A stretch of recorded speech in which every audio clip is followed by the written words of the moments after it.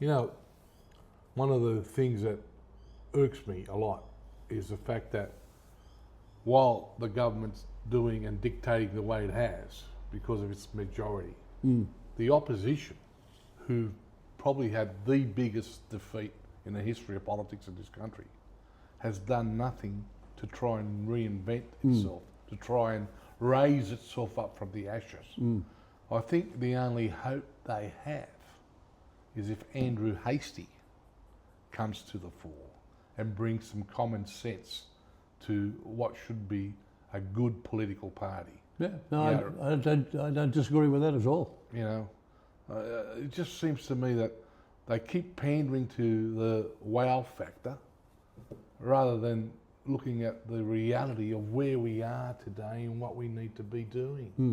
You know, there's so much attention being given to things that are not important. Industry is important. Power is important. You bet. You know, what we pay at the pump, what we pay at the grocery store, these are all important issues, but they're not being talked about.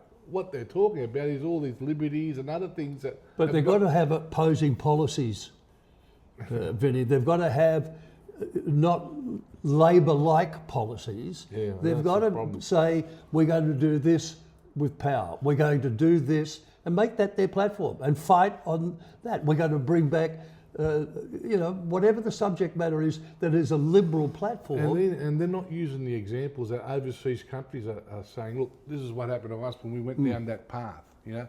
We lost all these industries. We lost our aluminium industry. We lost our steel industry.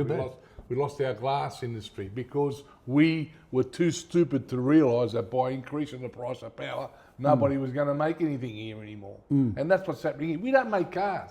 Australia does not make one car. It's all imported. But we'll sell the iron ore, no problem. Sure. You know? Sure. So we'll sell it for, you know, $100 a tonne, say, whatever.